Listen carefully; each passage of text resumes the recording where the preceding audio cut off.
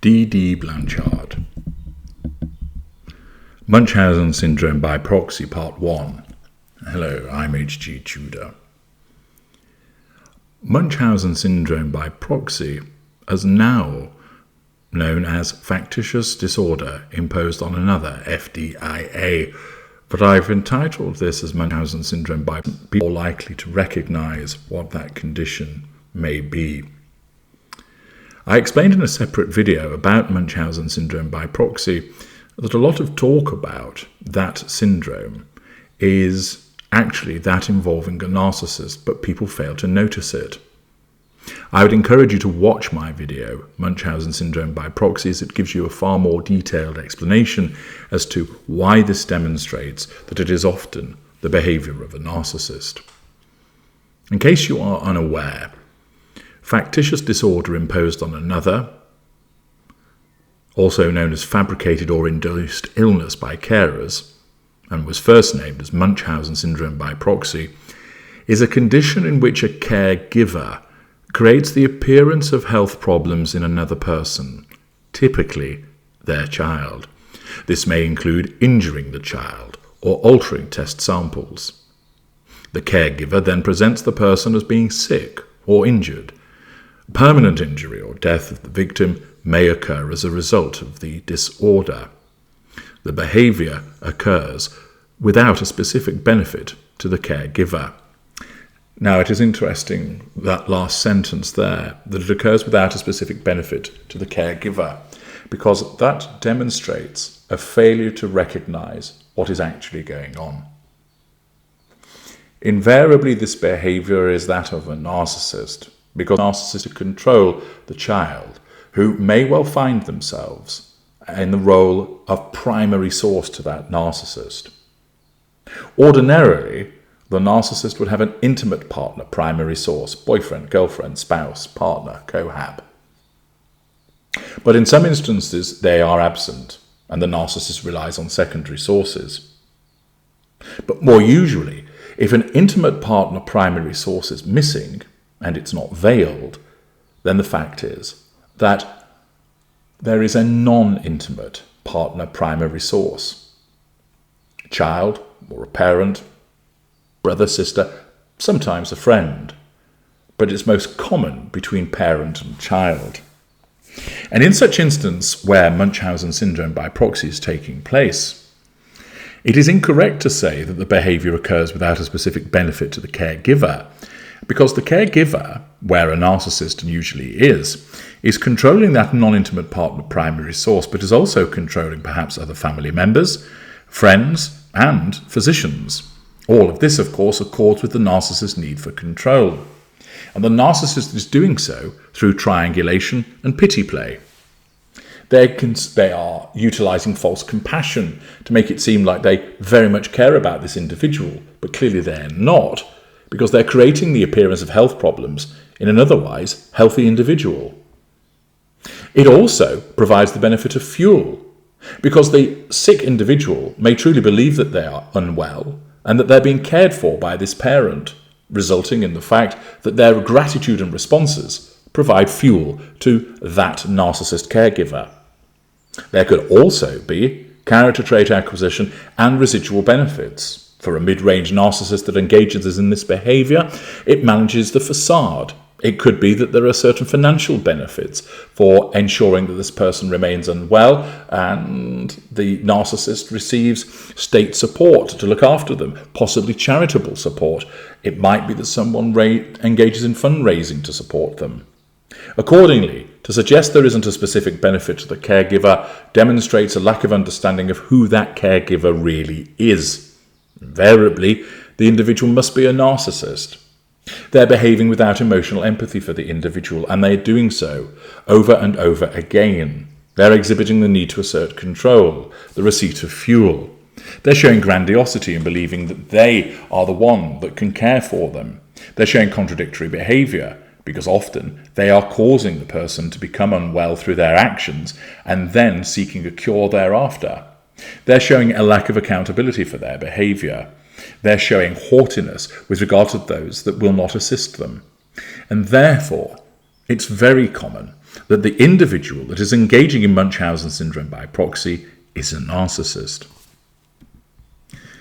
There is a case that has recently been in the headlines as a consequence of this very dynamic, involving two individuals, Gypsy Rose Blanchard and Dee Dee Blanchard. The 2015 murder of Dee Dee Blanchard and the criminal case that unfolded against her daughter, Gypsy Rose Blanchard, drew sensational media attention, not only for its tragic events, but for exemplifying to many observers that real-life narratives, even after the facts of a crime have been reported, aren't always as they seem. Dee Dee Blanchard was found in her bedroom near Springfield, Missouri in June of 2015, dead from multiple stab wounds, at the hands of her eventual convicted killer, a then 26-year-old Wisconsin man named Nicholas Gojon. She did not know her murderer. Gojon and Gypsy Rose, at the time a 23-year-old woman believed by friends and neighbours to be even younger, thanks to her appearance, as well as her mother's reported secrecy surrounding Gypsy Rose's true age, vagueness, assertion of control, had initially met and then maintained their long-distance relationship, mostly over the internet. After Gojon and Gypsy Rose were apprehended together in Wisconsin, only days after the Missouri murder, public opinion surrounding her already well-publicized reputation as a chronically ill and mentally impaired daughter made a sensational shift as background information about the family came to light. Gypsy Rose was not the helpless, perpetually ailing child her mother always had insisted that she was. And Dee Dee, according to Gypsy Rose, among other witnesses who emerged, was not simply a struggling single mum doing all she could to bring Gypsy Rose to full health.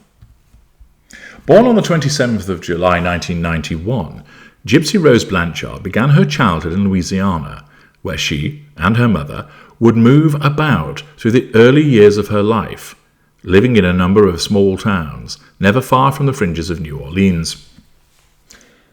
It may well be the case, my observation here, that this movement was done as part of ensuring that Gypsy Rose was kept away from any other influences, enabling her mother to continue to assert control over her by preventing the putting down of roots.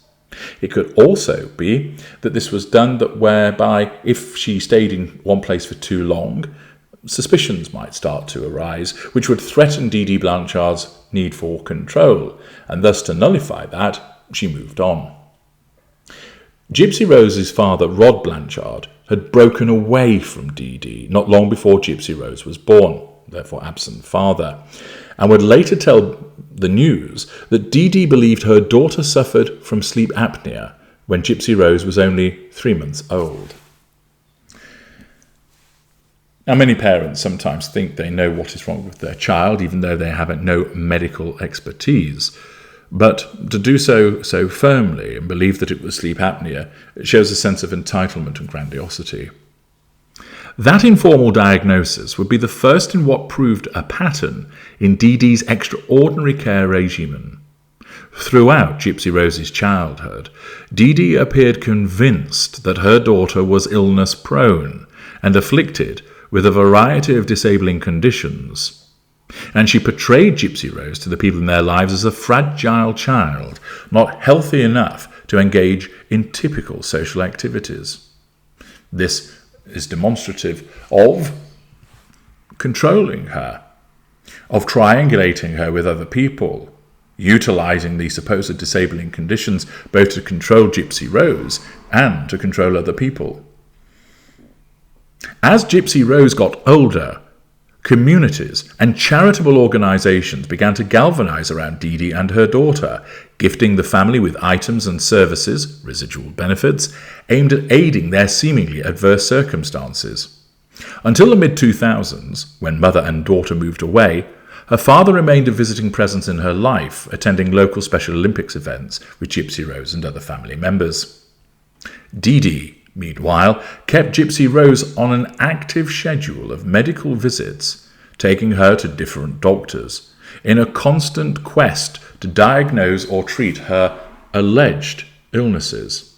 A long list of maladies she reportedly claimed stemmed from a chromosomal disorder, including muscular dystrophy, leukemia, epilepsy, poor eyesight, and more.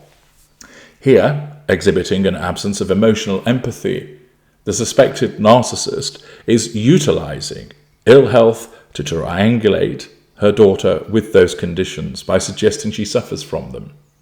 She is also triangulating her daughter with other people, again to enable her to be controlled and to assert control over those other people, to manage a facade of being a caring mother, to gain the residual benefits of donated gifts, items and services. I will continue in part 2 of this analysis to look at the circumstances of the relationship between Dee Dee Blanchard and Gypsy Rose Blanchard and the surrounding circumstances to help you understand more about not only this condition, but how a narcissist utilizes it.